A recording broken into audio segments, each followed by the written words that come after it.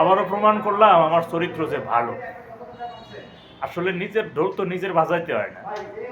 কিন্তু আসছি ঘুরতে উত্তরায়। উত্তরায় এসে এক ভাবি ফোন করছে, মানে আপনারা অনেক সময় চিনবেন, যারা নিয়ে অনেক সময় সেলফি টেলফি তুলি।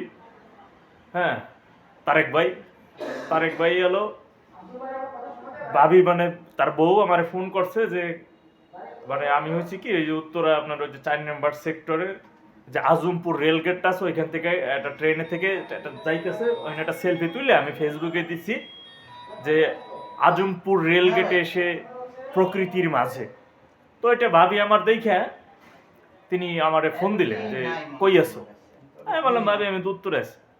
তুমি উত্তরে আসো কিন্তু তুমি বাসায় আসবা না, এটা কেমন কথা হয়?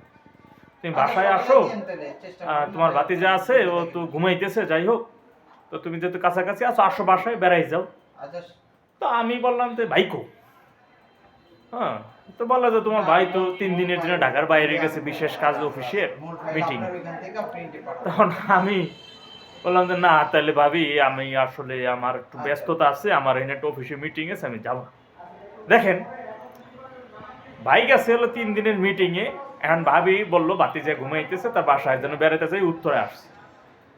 এখন ভাই 3 দিনের জন্য আসবে না, এই মুহূর্তে কি আমার ওই বাসায় যাওয়াটা কোনোভাবে ঠিক হবে, কোনোভাবে উচিত হবে? এই কারণে কিন্তু আমি নিজে নিজে রিয়েলাইজ করলাম যে না আসলেই তো আমার চরিত্র ফুলের মতো না হোক, মানে এক ধরনের পবিত্র আর কি। আমি এই কারণে আবার আমি প্রমাণ দিলাম যে আসলে আমার চরিত্রে ওই রকমের কোনো দাগ নেই, আমি যে একটা ভালো ছেলে এটা কিন্তু আমি আবার প্রমাণ দিলাম। তো যাই হোক, আপনারা কখনো কখনো এরকমের দূর দূরান্তে কোথাও গেলে বা ভাবিরা ফোন দিলে বা যদি ভাবিরা দাওয়াত দেয় যাবেন, সমস্যা নেই, আপত্তি নেই, কিন্তু আগে খোঁজ নেবেন যে ভাই কোথায় আছে। যদি ভাই বাসায় থাকে তাহলে যাইয়েন, যদি ভাই আশপাশে থাকে ভাইকে সাথে নিয়ে ভাবির সাথে সাক্ষাৎ করতে যাই।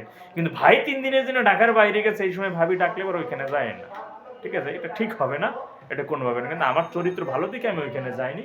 সবার জন্য বিনা পয়সায় উপদেশ। আসসালামু আলাইকুম।